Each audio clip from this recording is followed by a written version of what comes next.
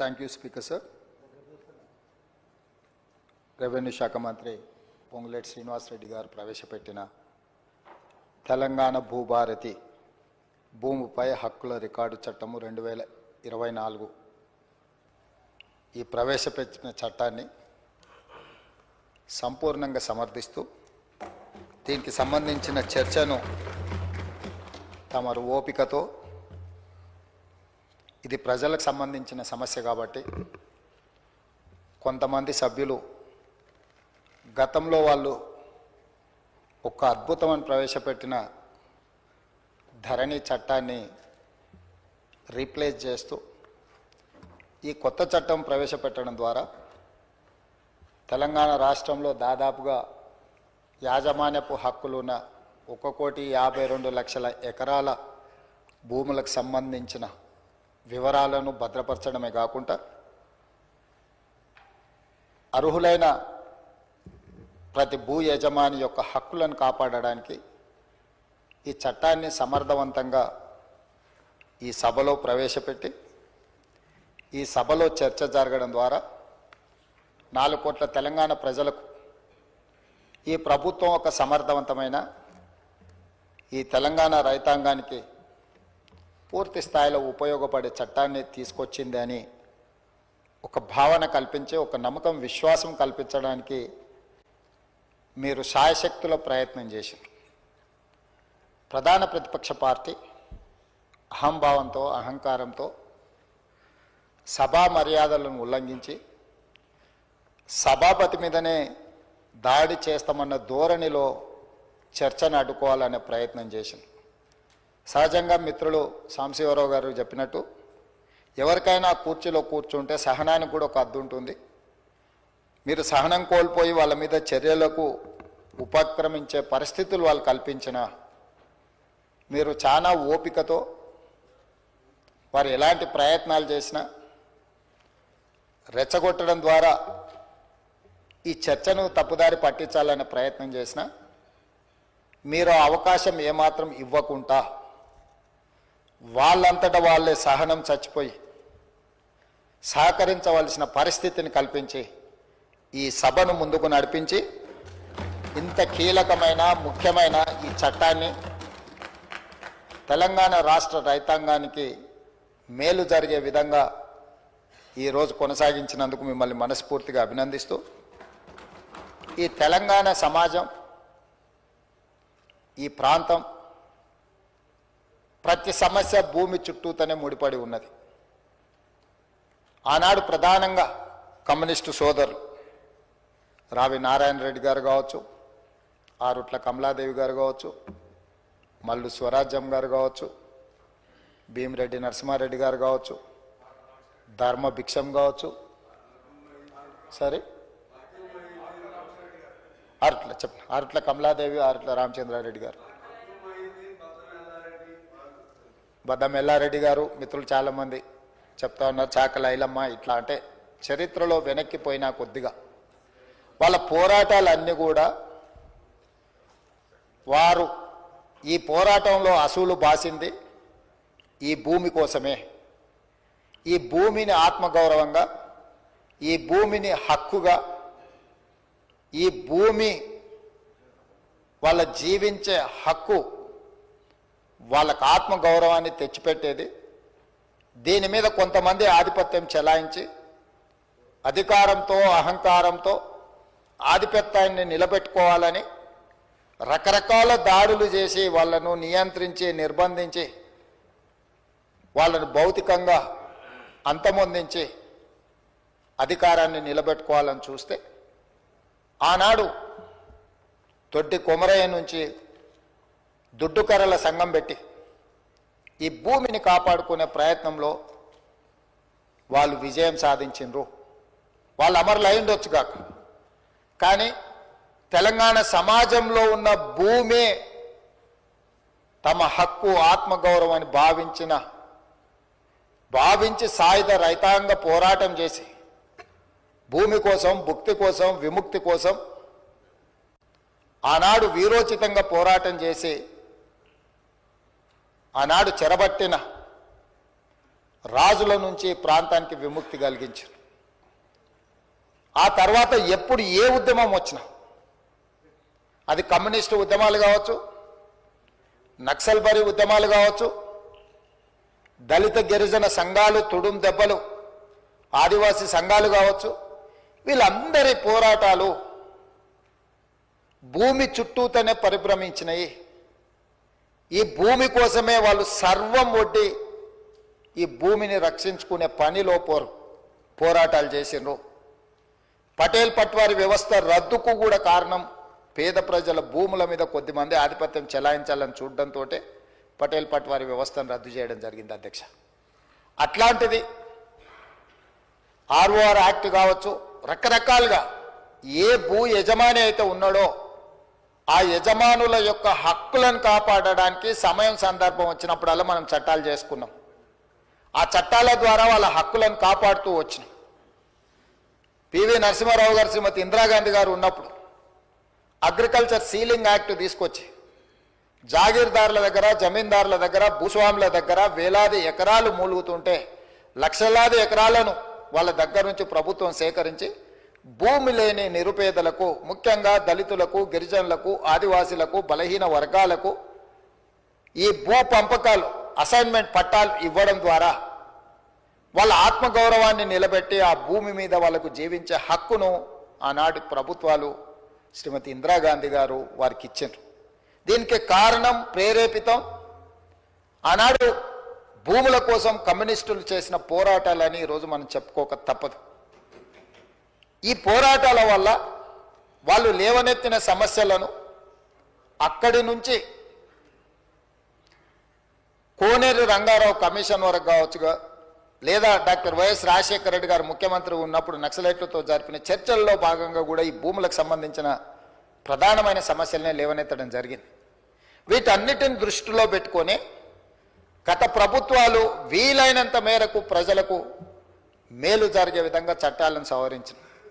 ఇంతకుముందు అక్బరుద్దీన్ ఓవైసీ గారు చెప్పినట్టు ఆనాడు యూపీఏ ప్రభుత్వంలో భూభారతి నిజామాబాద్ పైలట్ ప్రాజెక్ట్ కింద కేంద్ర ప్రభుత్వం మన్మోహన్ సింగ్ గారు, సోనియా గాంధీ గారు రికార్డ్స్ డిజిటలైజేషన్ చేయడం కానీ, భద్రపరచడం కానీ, తప్పులు జరగకుండా సరిదిద్దడం కానీ, వీటన్నిటి కార్యక్రమాలను ఎప్పుడు తీసుకున్నా నిజమైన భూ యజమాని యొక్క హక్కులను కాపాడాలి.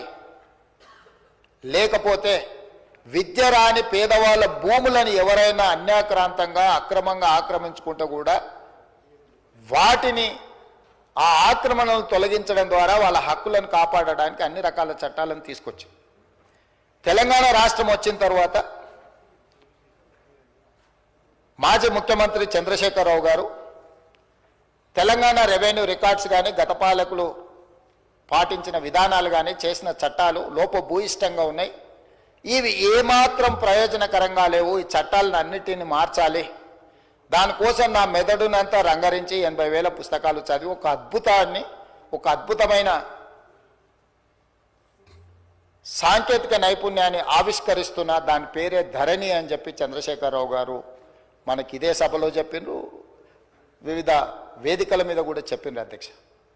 దీనికి సంబంధించిన కొన్ని అంశాలు నేను నిజంగానే ఒక మంచి చట్టం, ఒక మంచి ఆలోచన, ఒక సాంకేతిక నైపుణ్యాన్ని రంగరించి, ఎందుకంటే ఐటీ రంగంలో విదేశాలలో చదువుకొని వచ్చిన నా అంత ఐటీ నిపుణుడే లేడని కల్వకుంట్ల తారక రామారావు గారు, తెలంగాణ ఉద్యమకారుడిగా తెలంగాణ సమాజంలో ఉన్న సమస్యలను అన్నిటినీ అవసోపాన పట్టిన ప్రతి భూ సమస్యకు నేను పరిష్కారం చూపిస్తా అని మాజీ ముఖ్యమంత్రి వర్యులు కల్వకుంట్ల చంద్రశేఖరరావు గారు పదే పదే మాట్లాడుతూ ప్రస్తావిస్తున్నప్పుడు నేను కూడా ఒక సందర్భంలో భ్రమలకు లోనైనా, పర్వాలేదు ఈ విషయంలో అయినా మాజీ ముఖ్యమంత్రి గారు, మాజీ ఐటీ శాఖ మంత్రి గారు ఒక మంచి విధానాన్ని తీసుకొచ్చి ధరణి ద్వారా శాశ్వతమైన సమస్యల్ని పరిష్కరిస్తారని, ఆ ధరణి నిజంగానే వీరు కొత్తగా కనిపెట్టినరేమని ఈ సందర్భంగా మీ ద్వారా శాసనసభ రికార్డులకే కాకుండా తెలంగాణ సమాజానికి కొంత సమాచారాన్ని విశ్లేషణ ద్వారా నేను చెప్పాలనుకుంటున్నా అధ్యక్ష. ఈ ధరణి అనే ఏదైతే వెబ్సైట్ కావచ్చు, లేకపోతే వారు చెప్తున్న ఈ సాంకేతిక అద్భుతము చంద్రశేఖరరావు గారు సొంతంగా కనిపెట్టిందో లేకపోతే చంద్రశేఖరరావు గారు సొంతంగా మన రాష్ట్రానికి అందించిన గొప్ప వరప్రదాయిని ఏం కాదు అధ్యక్ష. 2010 సంవత్సరంలోనే ఒరిస్సా రాష్ట్రం, మన పక్కనున్న రాష్ట్రం, ఈ ధరణి పేరు మీద ఈరోజు తెలంగాణ రాష్ట్రంలో ఏదైతే ఈ ధరణి ఈ మాడ్యూల్ని ఇంట్రడ్యూస్ చేసినో IL&FS సంస్థకు 2010 సంవత్సరంలోనే అక్కడ రిజిస్ట్రేషన్లు చేయడానికి, అక్కడ భూ రికార్డులను పరిశీలించడానికి ఒరిస్సా ప్రభుత్వము నామినేషన్ బేసిస్ మీద వాళ్ళకి టెండర్ ఇచ్చింది అధ్యక్ష. ఏ 2019 సంవత్సరంలో చంద్రశేఖరరావు గారు ఏ సంస్థకైతే కట్టబెట్టిండో అదే సంస్థ, అదే యజమానులకు ఒరిస్సా రాష్ట్ర ప్రభుత్వము 2010 సంవత్సరంలోనే ఈ ధరణి పేరు కూడా మార్చలేదు అధ్యక్ష. నువ్వు ధరణి అన్నావు, వాళ్ళు ఈ ధరణి అన్నారు. ఎందుకంటే ఎలక్ట్రానిక్ రిలేటెడ్ ఇష్యూ కాబట్టి ఈ ధరణి పేరు మీద 2010 సంవత్సరంలో ఒరిస్సా ప్రభుత్వం ఆ సంస్థకు అప్పచెప్తే 4 సంవత్సరాలు నిర్వహించిన తర్వాత కాగ్ ఏం నివేదిక ఇచ్చిందంటే అధ్యక్ష, 2014లో అసలు ఈ ధరణి ఈ రిజిస్ట్రేషన్ సాఫ్ట్వేర్ లోపాలను కాగ్ నివేదిక బయటపెట్టడం కాకుండా ఎలాంటి కాంపిటేటివ్ బిడ్డింగ్ చేయకుండా వాళ్ళకు నామినేషన్ బేసిస్ మీద ఇవ్వడం మీరు తప్పు. వాళ్ళకి ఎలాంటి అనుభవం లేదు ఇందులో. వాళ్ళకి ఏదైతే ఒరిస్సా ప్రభుత్వం అప్పచెప్పిన బాధ్యత, రిజిస్ట్రేషన్లు, రెవెన్యూ రికార్డ్స్కు సంబంధించిన బాధ్యత అప్పచెప్పినో వాళ్ళకి ఎలాంటి నైపుణ్యం లేదు. ఇలాంటి నైపుణ్యం లేని సంస్థకు, లోపభూయిష్టంగా నిర్వహిస్తున్న సంస్థకు మీరు ఇవ్వడం 100% అని తప్పుపట్టడమే కాకుండా NIC, కేంద్ర ప్రభుత్వ రంగ సంస్థ అయిన NICకి ఇలాంటి సంస్థల్ని మీరు అసలు పక్కన పెట్టి వాళ్ళకి ఇవ్వకుండా వీళ్ళకి ఇవ్వడం తప్పు అని చెప్పి కాగ్ నివేదిక ఇచ్చింది అధ్యక్ష 2014లో. ఇక్కడ తమరి ద్వారా నేను తెలంగాణ ప్రజలకు నేనేం చెప్పదలుచుకున్నా అంటే, చంద్రశేఖరరావు గారు 2018, 2019 ఆ తర్వాత వివిధ సందర్భాలలో మాట్లాడిన మాటలు వారి మెదడునంత రంగరించి ఒక అద్భుతాన్ని, ఒక అమృతాన్ని తీసి అమృతంలో నుంచి సృష్టించిన ధరణి వారి యొక్క ఆలోచన అనేది అయితే చెప్పిండో అది శుద్ధ తప్పు. 2010 సంవత్సరంలోనే IL&FS కంపెనీ ఈ విధానాన్ని ఒరిస్సా ప్రభుత్వానికి చేరవేస్తే, ఒరిస్సా ప్రభుత్వం వాళ్ళ కాంట్రాక్ట్ ఇస్తే 4 సంవత్సరాలు నిర్వహించిన తర్వాత కాగ్ నివేదిక 100% తప్పు పట్టింది. ఈ లోపభూయిష్టమైన, ఏమాత్రం ప్రజలకు ఉపయోగపడని ఈ సాంకేతిక నైపుణ్యాన్ని ఎందుకు తెలంగాణ రాష్ట్ర ప్రజల నెత్తి మీద చంద్రశేఖరరావు గారు రుద్దినరో ఇప్పుడు మనం ఆలోచన చేయాలి. అంటే ఒక రాష్ట్రము 4 సంవత్సరాలు ఈ ప్రయోగం చేసి, ప్రయోగం ద్వారా సత్ఫలిత సాధించకపోను, దీనివల్ల ప్రయోజనం లేదని కేంద్ర ప్రభుత్వ రంగ సంస్థ అయిన కాగ్, కాంప్ట్రోలర్ ఆడిటర్ జనరల్ తప్పు పట్టిన తర్వాత కూడా చంద్రశేఖరరావు గారు దీన్ని ఎందుకు తెలంగాణ ప్రజల నెత్తి మీద రుద్దిండో తెలంగాణ ప్రజలకు చెప్పవలసిన బాధ్యత ఈ రాష్ట్ర ముఖ్యమంత్రిగా నా మీద ఉన్నది అధ్యక్ష. ఈ IL&FS కంపెనీ గురించి కొంచెం చర్చించుకోవాలంటే కొంచెం వెనక్కి వెళ్ళాలి అధ్యక్ష. 2011కి వెళ్ళాలి మనం. 2011లో సత్యం కంప్యూటర్ రిలేటెడ్ మేటాస్ అనే సంస్థ, సత్యం రామలింగరాజు గారు ఆనాడు దేశాన్నే కాదు ప్రపంచాన్నే తప్పుదోవ పట్టించి, ప్రపంచం ముందు భారతదేశం యొక్క సంస్థలు మోసాలు చేస్తాయని ఏదైతే కేసు వచ్చిందో 2011 సంవత్సరంలో మన పరువు ప్రతిష్టను మంట గలిపిన సత్యం కంప్యూటర్స్, మేటాస్, ఈ సంస్థలన్నీ కూడా ఆ రోజు రామలింగరాజు గారి కేసులో ఇరుక్కొని జైలుకు పోయి ఆ సంస్థలన్నిటిని కూడా దివాలా తీసే పరిస్థితిలో నుంచి ఈ మేటాస్ అనే సంస్థని IL&FS సేకరించింది అధ్యక్ష. సత్యం రామలింగరాజుకు సంబంధించిన సంస్థల్ని IL&FS అనే సంస్థ 2011 సంవత్సరంలో క్రిమినల్ కేసెస్లో ఇరుక్కొని అందులో ఉన్న సంస్థల్ని IL&FS సంస్థ సేకరించింది. సత్యం రామలింగరాజు గారి కుమారుడు తేజరాజు గారికి సంబంధించిన సంస్థలు IL&FS సేకరించి ఆ రోజు వాళ్ళిద్దరికీ ఒక అనుబంధం ఏర్పడ్డది అధ్యక్ష. ఆ అనుబంధంతో కొనసాగింపులో భాగంగా 2018 సంవత్సరంలో IL&FS సంస్థ గాదె శ్రీధర్ రాజుకు సంబంధించిన ఇంకొక సంస్థ, వీళ్ళందరు జాయింట్ వెంచర్ కింద తెలంగాణ రాష్ట్రం ఇద్దామనుకున్న ధరణి పోర్టల్ టెండర్లో భాగస్వామ్యం తీసుకున్నారు అధ్యక్ష. 2018 సంవత్సరంలో తెలంగాణ రాష్ట్ర ప్రభుత్వం portal development and maintenance and control కోసం 2018లో టెండర్ పిలిచింది అధ్యక్ష. ఈ టెండర్ ప్రక్రియలో భాగంగా IL&FS, అదేవిధంగా గాదె శ్రీధర్ రాజుకు చెందిన ఈసెంట్రిక్, అదేవిధంగా విజన్ ఇన్ఫోటెక్ కంపెనీలు సంయుక్తంగా కాంట్రాక్టు సాధించుకున్నాయి. యువరాజుకు అత్యంత సన్నిహితులు ఎవరో తమరికి తెలుసు అధ్యక్ష.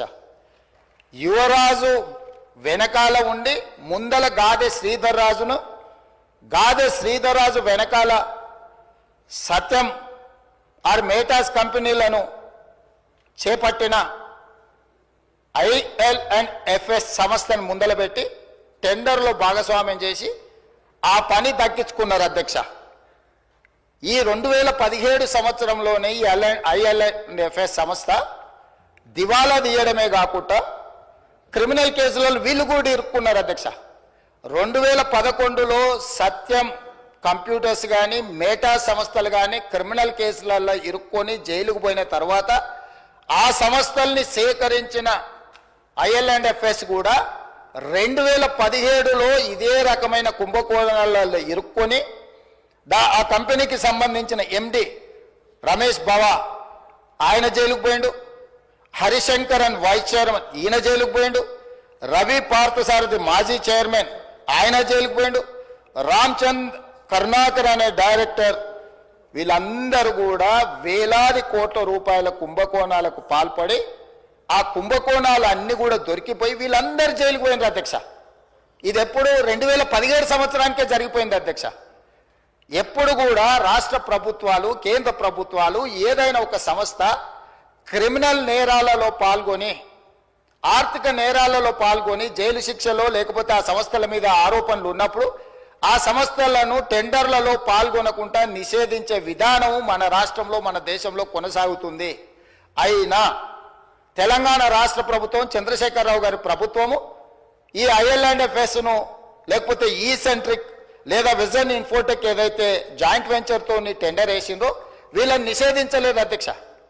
వీళ్ళకి టెండర్ కట్టబెట్టి ఈరోజు తెలంగాణ రాష్ట్రంలో ఉండే 1,52,00,000 ఎకరాలకు సంబంధించిన లక్షలాది మంది రైతుల యొక్క భూముల వివరాలను రిజిస్ట్రేషన్లు చేయడము, డాక్యుమెంట్లు చేయడము, రికార్డులు మెయింటైన్ చేయడము, అన్ని రకాల బాధ్యతలను కంప్లీట్గా ఈ సంస్థకు అప్పచెప్పారు అధ్యక్ష. ఇక్కడ నుంచో ఇక స్టోరీ మొదలైంది అధ్యక్ష. అసలైన స్టోరీ ఇక్కడ ఉన్నది. టెండర్ దక్కించుకున్న IL&FS సంస్థ పేరు మార్చింది అధ్యక్ష. టెండర్ అగ్రిమెంట్ అయిన తర్వాత టెరాసిస్ టెక్నాలజీస్ లిమిటెడ్ అని సబ్సిడరీ యూనిట్ కిందకి అగ్రిమెంట్ తీసుకొచ్చారు అధ్యక్ష. టెండర్ పాల్గొన్నప్పుడు ఒక పేరు మీద ఉండి టెండర్లో వాళ్ళ కాంట్రాక్ట్ వచ్చిన తర్వాత దాని పేరు మార్చింది అధ్యక్ష. ఒకవేళ పేరు మార్చిన మనుషులకు కూడా చట్టంలో ప్రొవిజన్ ఉంది అధ్యక్ష పేర్లు మార్చుకోవడానికి. ఒకవేళ మన పేరు నచ్చకపోతే కూడా ఒక గెజెట్ నోటిఫికేషన్ ఇచ్చి ఒక విధానంలో ఉంది. కంపెనీస్ యాక్ట్లో కూడా ఒకవేళ సేమ్ కంపెనీ ఒకవేళ పేరు మార్చుకున్నా తప్పలేదు అధ్యక్ష, పేరు మార్చుకోవచ్చు. ఇక్కడ పేరు మార్చుకున్నది అధ్యక్ష. పేరు మార్చుకున్నాకనే తతంగం మొదలైంది అధ్యక్ష. ఈ టెరాసిస్ టెక్నాలజీస్ లిమిటెడ్ అనే IL&FS సబ్సిడరీ యూనిట్ పేరు మారిన తర్వాత ఇందులోకి ఫాల్కన్ SG అనే ఒక ఫిలిపిన్ కంపెనీ దీంట్లో 52% ఒకసారి 28/10/2021 99% ఇందులో షేర్స్ మొత్తం ఈ కంపెనీ కొనేసింది అధ్యక్ష. ఫాల్కన్ SG అనే ఫిలిపిన్ కంపెనీ. ఈ కంపెనీ కొన్న తర్వాత ఇది ఇక్కడ ఆగింది అధ్యక్ష, ఆగలే. ఈ ఫాల్కన్ SG కంపెనీ నుంచి ఫాల్కన్ ఇన్వెస్ట్మెంట్స్ అనే కంపెనీ సింగపూర్ కంపెనీ ఇందులోకి వచ్చింది అధ్యక్ష. ఈ కంపెనీ అంటే ఏదైతే ఫాల్కన్ SG పేరు మీద 99% ఉందో ఆ 99% షేర్ని ఫాల్కన్ ఇన్వెస్ట్మెంట్ అనే సింగపూర్ కంపెనీ దీంట్లోకి వచ్చింది అధ్యక్ష. 1% మిగిలిపోయింది కదా అధ్యక్ష. ఆ 1% గాదె శ్రీధర్ రాజు ఎవరైతే ఉన్నారో ఆ 1% అతను కొన్నాడు అధ్యక్ష. 1% ఈ కంపెనీలో షేర్ కొన్న గాదె శ్రీధర్ రాజు ఈ కంపెనీకి సీఈఓగా మారిండు అధ్యక్ష. అంటే యువరాజు గారి మిత్రులు ఏ రకంగా ఇందులోకి తెర వెనుక నుంచి లోపలికొచ్చి దీన్ని మొత్తం తమ చేతిలోకి ఏ రకంగా తీసుకున్నారో గాదె శ్రీధర్ రాజు గారిని ఈ ఫాల్కన్ ఇన్వెస్ట్మెంట్ ఈ కంపెనీకి ఓనర్ను అంటే సీఈఓని చేసేసి వ్యవహారం మొత్తం గాదె శ్రీధర్ రాజు చేతికి అప్పచెప్పారు అధ్యక్ష. ఇది ఇక్కడ కూడా ఆగిందంటే లేదు అధ్యక్ష. ఫాల్కన్ ఇన్వెస్ట్మెంట్స్ మళ్ళీ వాళ్ళ దగ్గర ఉన్న 99% షేర్లని 100% కింద మొత్తం అంటే మొత్తం వాళ్ళకు ఉన్న మొత్తాన్ని మళ్ళీ అమ్మినారు అధ్యక్ష. దాంట్లోకి ఎవరు వచ్చారు అధ్యక్ష? Sparrow Investments, GW Sky Private Limited, Hillbrook Investments వీళ్ళు ఒకవైపు వచ్చింది అధ్యక్ష. అది వీ యజమానులు ఎవరయ్యా అంటే రాహుల్ గోస్వామి, ఆనంద్ కుమార్ వీళ్ళందరు ఓనర్లు అధ్యక్ష. ఈ 3 కంపెనీల నుంచి మళ్ళీ హిల్బ్రూక్ ఇన్వెస్ట్మెంట్స్ నుంచి కొనుక్కున్న company gateway fund two LP అనే ఇంకొక సంస్థ వచ్చింది అధ్యక్ష. దాంట్లో నుంచి మళ్ళీ స్పారో ఇన్వెస్ట్మెంట్స్ నుంచి కొనుక్కున్న దాంట్లో గేట్వే ఫండ్ టు ఎల్ఎల్పి ఇందులోకి వచ్చారు అధ్యక్ష. అంటే అల్లిబిల్లి కంపెనీలు అన్నిటిని పెట్టుకుంటూ ఈ కంపెనీలన్నిటి ద్వారా చివరికి వాళ్ళు ఎక్కడికి చేరింది అధ్యక్ష? ఈ గేట్వే ఫండ్ టు ఎల్ఎల్పి కానీ ఎల్పి కానీ గేట్వే ఈ లొకేషన్స్ ఇవన్నీ ఒక కంపెనీ రాహుల్ గోస్వామి అండ్ ఆనంద్ కుమార్ అనే కంపెనీ కేమెన్ ఐలాండ్స్ అధ్యక్ష.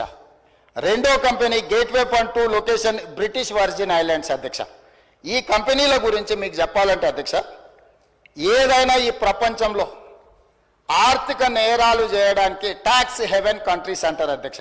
ప్రపంచంలో ఏ దేశంలో అయినా ఏ ప్రాంతంలో అయినా ఆర్థిక నేరాలకు పాల్పడే కంపెనీలు ఆ దేశానికి ఎట్లా ఫుల్ ప్రూఫ్ ఉంటుంది అధ్యక్ష? ఆ దేశంలోకి పోయి నువ్వు ఏ దేశంలో ఏ నేరం చేసినా ఆ దేశంతో ఎలాంటి ఒప్పందాలు ఉండవు అధ్యక్ష. అతన్ని పట్టించరు, ఆ కంపెనీ వివరాలు చెప్పరు, దానికి ఏం సంబంధించింది ఏం చెప్పరు అధ్యక్ష. అదేవిధంగా ఇందులోకి గాదె శ్రీధర్ రాజు గారు రిలేటెడ్ కంపెనీలు పారాడిమ్ ఇన్నోవేషన్స్ ఎల్ఎల్సి, అదేవిధంగా క్వాంటెల్లా ఐఎన్సి ఈ 2 అమెరికా కంపెనీలు వచ్చినాయి అధ్యక్ష. సో ఎక్కడైతే టెర్రాసిస్ టెక్నాలజీస్ లిమిటెడ్లో బయలుదేరిన మన స్టేట్ అగ్రిమెంటు ఫిలిపిన్ దేశానికి పోయింది, ఫిలిపిన్ దేశాన్ని నుంచి సింగపూర్ దేశానికి పోయింది, సింగపూర్ దేశాన్ని నుంచి మళ్ళీ కేమెన్ ఐలాండ్స్కి పోయింది, తర్వాత వర్జిన్ ఐలాండ్స్కి పోయింది, తర్వాత అమెరికా దేశంలో ఉండే 2 కంపెనీలు. చివరికి ఈ కంపెనీలు ఈ సంస్థలను నిర్వహించే వాళ్ళు ఈ కేమెన్ ఐలాండ్స్లో వర్జిన్ ఐలాండ్స్లో తేలిండ్రు అధ్యక్ష. ఈ 2 దేశాలు ఎట్లాంటివి అంటే ప్రపంచంలో ఏ ఆర్థిక నేరం జరిగినా ఆ ఆర్థిక మూలాలు పనామా లీక్స్ కానీ లేకపోతే మీరు ఈ ప్రపంచంలో జరిగిన ఏ పెద్ద ఆర్థిక నేరాన్ని ఎత్తికినా ఆ సంబంధించిన కంపెనీలు ఈ 2 దేశాలలో ఉంటాయి అధ్యక్ష.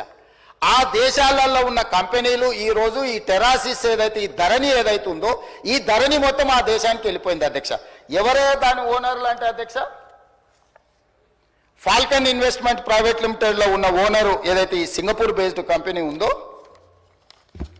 రాహుల్ గోస్వామి, ఈయన సింగపూర్ సిటిజన్, ఆనంద్ కుమార్ ఈయన సింగపూర్ సిటిజన్, లతికాదేవి అమ్మ daughter of Radhakrishna Pillai Singapore citizen అధ్యక్ష.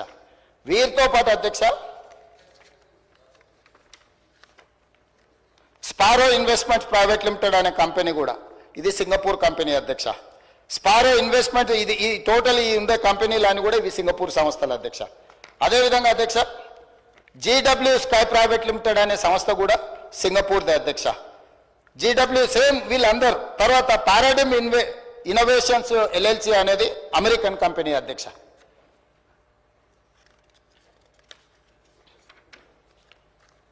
అదేవిధంగా హిల్బ్రూక్ ఇన్వెస్ట్మెంట్స్ లిమిటెడ్ అనే కంపెనీ పేరు చెప్పిన కదా అధ్యక్ష, వర్జిన్ ఐలాండ్స్ బ్రిటిష్ అధ్యక్ష. అదేవిధంగా క్వాంటెల్లా ఐఎన్సి అని చెప్పిన కదా అధ్యక్ష, ఇది అమెరికా కంపెనీ అధ్యక్ష. అదేవిధంగా గేట్వే పార్ట్నర్స్ అని చెప్పిన కదా అధ్యక్ష, గేట్వే పార్ట్నర్స్ 2 లిమిటెడ్ అనేది ఉంది కదా అధ్యక్ష, కేమెన్ ఐలాండ్స్ అధ్యక్ష. అంటే ఈ మొత్తం కంపెనీలు ఈ రోజు నిర్వహిస్తున్న గాదె శ్రీధర్ రాజుతో సహా వీళ్ళెవ్వరూ ఈ దేశ పౌరులు కాదు అధ్యక్ష. ఈ రాష్ట్ర పౌరులే కాదు, ఈ దేశంలో పక్క రాష్ట్ర పౌరులైనా పర్వాలేదు అధ్యక్ష. ఎవ్వరు కూడా ఈరోజు ఈ ధరణి పోర్టల్ నిర్వహిస్తున్న టెరాసిస్ కంపెనీ పేరు మీద మొదలయ్యి మారుకుంటూ పేర్లు మారుకుంటూ సంస్థలు మారుకుంటూ దేశాలు మారుకుంటూ ఈరోజు కేమెన్ ఐలాండ్స్కు బ్రిటిష్ వర్జిన్ ఐలాండ్స్కి ఎక్కడికైతే చేరిందో అవి ప్రపంచంలో ఆర్థిక నేరాలకు సంబంధించిన ట్యాక్స్ హెవెన్ కంట్రీస్ అధ్యక్ష. ఆ దేశంలో నేరం చేసిన ఎవడు పట్టుకోలేడు, ఆ దేశం ఎవరికి వివరాలు ఇయ్యదు. ఈరోజు మన ధరణి పోర్టల్ అనేది ఆ దేశానికి ఆర్థిక నేరాలకు పాల్పడే దేశంలో ఉన్న సంస్థ చేతిలోకి మన తెలంగాణ రాష్ట్ర రైతాంగం యొక్క సంపూర్ణమైన వివరాలు ఈరోజు అక్కడికి వెళ్ళిపోయినాయి అధ్యక్ష. ఇది ఘనత వహించిన 80,000 పుస్తకాలు చదివిన తన మెదడంతా రంగరించి తయారు చేసిన అమెరికాకి వెళ్ళి ఐటీలో లక్షల కోట్ల రూపాయలు సంపాదించే ఉద్యోగాన్ని వదులుకొని తెలంగాణను ఉద్ధరిద్దామని వచ్చేసిన the great IT and industries minister mister Kalvakuntla Taraka Ramarao గారి నేతృత్వంలో పిలిచిన ఈ టెండర్ ఏ సంస్థ పిలిచింది అధ్యక్ష?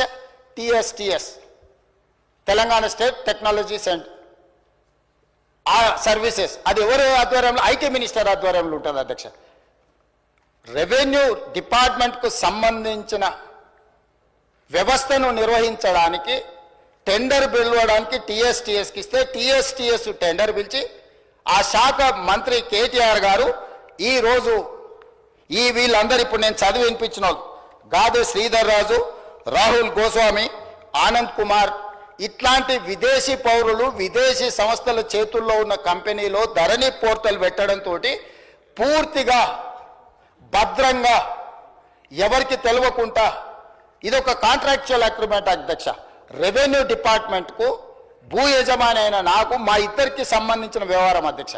రెవెన్యూ డిపార్ట్మెంట్లో సిసిఎల్ఏ దగ్గర నా వివరాలు ఉండాలి. నాకు ఆ సంస్థ రెవెన్యూ శాఖకు మాత్రమే సంబంధం ఇది అధ్యక్ష. నాకు ఇచ్చే పాస్బుక్ అయినా నాకు ఇచ్చే ఏ కాగితమైనా పహానీ అయినా ఏదైనా రెవెన్యూ శాఖలో నిర్వహించి రెవెన్యూ శాఖకు సంబంధించిన ప్రభుత్వ అధికారులకు నాకు మధ్యలో ఉన్న ఒప్పందాన్ని ఈరోజు ఒక డిజిటల్ వెబ్సైట్ను నిర్వహించే నెపం మీద ఈ రాష్ట్రంలో ఉన్న అందరి సమాచారాన్ని తీసుకెళ్లి 2020 అక్టోబర్ వీరు మొదలుపెట్టింది నా నియోజకవర్గంలో అధ్యక్ష. ఈ ధరణి పోర్టల్ని ఆనాడు నేను పార్లమెంట్ సభ్యుడిగా బాధ్యత వహిస్తున్న మల్కాజ్గిరి పార్లమెంటు నియోజకవర్గంలో అక్టోబర్ 29, 2020 నాడు మూడుచింతలపల్లిలో ధరణి పోర్టల్ని మొట్టమొదట చంద్రశేఖరరావు గారు ప్రారంభించారు అధ్యక్ష. ఆ రోజు నుంచి ఈ రోజు వరకు ఈ ధరణికి సంబంధించిన వివరాలను ధరణి పోర్టల్ నిర్వహణ, మన భూములు, మన లావాదేవీలు, మన భూములకు సంబంధించిన సంపూర్ణ సమాచారము ఈరోజు ట్యాక్స్ హెవెన్ కంట్రీస్లో ఉన్న వ్యక్తులు ఈ దేశ పౌరులుగాని వాళ్ళ చేతుల గాదే శ్రీధర్ రాజు చేతిలో, రాహుల్ గోస్వామి చేతిలో, ఆనంద్ కుమార్ చేతిలో, లకితా దేవమ్మ చేతిలోకి వెళ్ళిపోయింది అధ్యక్ష. అధ్యక్ష, నేను మిమ్మల్ని అడుగుతున్నా అధ్యక్ష, రెవెన్యూ శాఖకు నాకు సంబంధించిన సమాచారం మా ఇద్దరి మధ్యలోనే ఉండాల్సిన సమాచారము, ఈ సమాచారం అంతా తీసుకెళ్లి ఇతర దేశాలలో ఆర్థిక నేరాలలో ఇరుక్కపోయిన కంపెనీలు IL&FS కానీ లేకపోతే సత్యంతో ఉన్న రిలేషన్ కానీ ఆ కంపెనీలో ఉన్న ఎండీలు, వైస్ చైర్మన్లు లేకపోతే డైరెక్టర్లు అందరూ 2017లోనే ఆర్థిక నేరాలకు పాల్పడి 1,000 కోట్ల రూపాయల కుంభకోణాలలో పాల్పడి జైళ్లలో ఉన్న సంస్థకు చంద్రశేఖరరావు గారు అప్పచెప్పి ఈ తెలంగాణ రైతాంగ సంపూర్ణ సమాచారాన్ని దేశాలు దాటిచ్చింది అధ్యక్ష. ఇవాళ డేటా మీకు తెలుసు కదా అధ్యక్ష ఎంత విలువైందో. ఒక రిజిస్ట్రేషన్ చేయాలంటే అధ్యక్ష నా ఆధార్ కార్డ్ నెంబర్ ఇవ్వాలి, నా బ్యాంకు ఖాతా ఇవ్వాలి, నా టెలిఫోన్ నెంబర్ ఇవ్వాలి. ఇవాళ ఇవన్నీ కూడా ఎన్క్రిప్షన్ అంటే ఒక సీక్రెట్ కోడ్లో ఉండాలి. ఒకవేళ ఆ వెబ్సైట్ నిర్వహించే వాళ్ళు చూడాలనుకున్నా కూడా కనిపించకూడదు అధ్యక్ష. కానీ క్లియర్గా వాళ్ళ దగ్గర డేటా కనిపిస్తుంది అధ్యక్ష. ఈరోజు ఈ నిర్వహణలో ఈ రాష్ట్రంలో 2020 నుంచి ఇప్పటి వరకు జరిగిన ప్రతి ట్రాన్సాక్షన్కు సంబంధించిన ఆధార్ కార్డు, బ్యాంకు ఖాతా నెంబర్, టెలిఫోన్ నెంబర్ అన్ని వివరాలు ఈరోజు పూర్తిగా క్రిస్టల్ క్లియర్గా వాళ్ళ చేతులకు వెళ్ళిపోయి ఇతర దేశాలు, దేశ సరిహద్దులు దాటిపోయి ఇతర దేశాలు ఆర్థిక నేరాలకు పాల్పడుతున్న దేశాలకు మన రాష్ట్రంలో ఉన్న సంపూర్ణమైన రెవెన్యూ సమాచారం అని తెలిపోయింది అధ్యక్ష. ఇది ఎంత తీవ్రమైన నేరం అంటే ఈ నేరానికి శిక్ష అనేది ఏ స్థాయిలో విధించాలనో చట్టాలన్నిటిని కూడా చదవాల్సిన పరిస్థితి ఈరోజు ఈ రాష్ట్రంలో చంద్రశేఖరరావు గారు కల్పించారు అధ్యక్ష. అధ్యక్ష, ఈరోజు ఇంత నమ్మకంగా ఒక ప్రభుత్వం మీద నమ్మకం ఉండి ప్రజలు తమ సంపూర్ణమైన సమాచారాన్ని ప్రభుత్వం దగ్గర పెడితే ఆ ప్రభుత్వంలో ఉన్న పెద్దలు ఆ నమ్మకాన్ని వమ్ము చేసి తెలంగాణ ప్రజలకు ద్రోహం చేసి మోసం చేసి సంపూర్ణ సమాచారాన్ని క్రిమినల్స్ చేతుల క్రిమినల్ కేసెస్ ఎదుర్కొంటున్న కంపెనీల చేతులకి సంపూర్ణంగా సమాచారాన్ని బదిలీ చేసిందంటే దీని మీద ఏ రకమైన విచారణ చేయాలనో తెలంగాణ సమాజం ఆలోచించాలి, ప్రతిపక్షాలు అందరూ కూడా ఆలోచించాలి. అధ్యక్ష ఈ కంపెనీలు అన్నిటిని కూడా ఏ ఒక్క కంపెనీ కూడా ఈ దేశంది కాదు అధ్యక్ష. ఇవాళ ఈ సాంకేతిక నైపుణ్యం ధరణియో లేకపోతే ఐలాండ్ అఫేర్స్ కాదు అధ్యక్ష. ఎప్పుడో తెలంగాణ రాష్ట్రంలో ఉమ్మడి రాష్ట్రంలో ఈ దేశంలోనే ఎన్ఐసి వెబ్ ల్యాండ్ అనే ఒక వెబ్సైట్లో సంపూర్ణమైన ఇట్లాంటి డిజిటల్ వ్యవస్థ కేంద్ర ప్రభుత్వం పరిధిలో ఉన్న ఎన్ఐసి దగ్గర సంపూర్ణంగా ఉంది అధ్యక్ష. ఇవాళ గుడ్ గవర్నెన్స్ మన దగ్గర ఉంది అధ్యక్ష. మనం లక్షలాది రాష్ట్రాల దేశాల పరీక్షలు మనం నిర్వహిస్తున్నాం అధ్యక్ష. మరి చెన్నారెడ్డి మానవ వనరుల విభాగంలో అద్భుతమైన సాంకేతిక నైపుణ్యం ఉన్న వ్యవస్థ మొత్తం మన ప్రభుత్వంలో ఉంది అధ్యక్ష. మనమే ఇతర దేశాలకు ఆదర్శంగా ఉండేటట్టు, ఇతర రాష్ట్రాలకు ఆదర్శంగా ఉండేటట్టు మనం తీసుకున్న నిర్ణయాలను ఈరోజు పక్కదో పట్టించి కేంద్ర ప్రభుత్వ రంగ సంస్థ అయిన ఎన్ఐసికి కూడా ఇవ్వకుండా గాదే శ్రీధర్ రాజుకు ఈరోజు అప్పచెప్పడం ద్వారా మన సంపూర్ణమైన సమాచారాన్ని ఇతర దేశాలకు పంపించారు అధ్యక్ష. అందుకే నేను అడుగుతున్నా అధ్యక్ష, టెరాసిస్తో మొదలైన ఈ లావాదేవీ టెండర్లో సక్సెస్ అయిన IL&FS సంస్థ నుంచి ఫాల్కన్ ఎడ్జీ సింగపూర్ కంపెనీకి ఎట్లా పోయింది, ఫిలిపిన్ కంపెనీకి ఎట్లా పోయింది, అక్కడ నుంచి ఫాల్కన్ ఇన్వెస్ట్మెంట్స్కి ఎట్లా పోయింది, అక్కడ నుంచి స్పారో ఇన్వెస్ట్మెంట్స్కి ఎట్లా పోయింది, అక్కడ నుంచి JW స్కై ప్రైవేట్ లిమిటెడ్కి ఎట్లా పోయింది, అక్కడ నుంచి గేట్వే ఫండ్ 2LPకి ఎట్లా పోయింది, అదేవిధంగా హిల్బ్రూక్ ఇన్వెస్ట్మెంట్ సంస్థకి ఎట్లా పోయింది, అదేవిధంగా పారాడిమ్ ఇన్నోవేషన్స్ LLCకి ఎట్లా పోయింది, అదేవిధంగా క్వాంటెల్ INCకి ఎట్లా పోయింది. ఇవన్నీ సంస్థలు ట్యాక్స్ 7 కంట్రీస్ అయిన ఈరోజు కేమెన్ ఐలాండ్స్ కానీ లేకపోతే బ్రిటిష్ ఐలాండ్స్ కానీ ఈ సమాచారం చేరిన తర్వాత ఇంకా అద్భుతమైన ఎన్నికల ముందు చంద్రశేఖరరావు గారు వాదించడమే కాకుండా మేము దీన్ని మార్పు తీసుకొస్తాము అని చెప్తే మమ్మల్ని అందరినీ కూడా బంగాళాఖాతంలో వేయమని వారు తిట్టిండ్రు అధ్యక్ష. అసలు వారు ఒంటి కాళ్ళ మీద ఎగురుతున్నప్పుడు నేను ఆశ్చర్యపోయినా. ఆయన ఎలక్షన్లో ఆయన మేనిఫెస్టో చెప్పుకున్నా ఆయన ప్రజలకు ఏమైనా చెప్పుకుంటాడు. మా ఎలక్షన్లో మేము ఏం విధి విధానాలతో ప్రజలకు ఒక మంచి పారదర్శకమైన పరిపాలన అందిస్తాం మేము చెప్పినాం.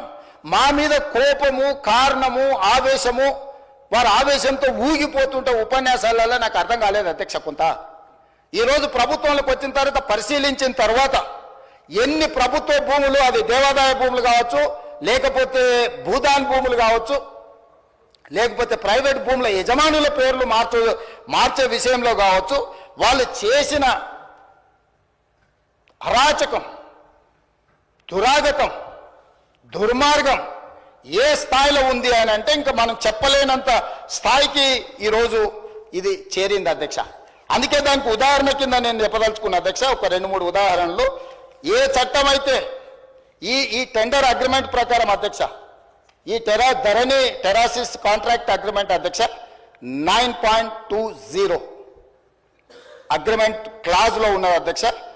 ద ఐఏ అంటే implementing agency should to be the best of his efforts, avoid any change in the organization structure proposed for execution of this contract or replacement of any manpower resource appointed.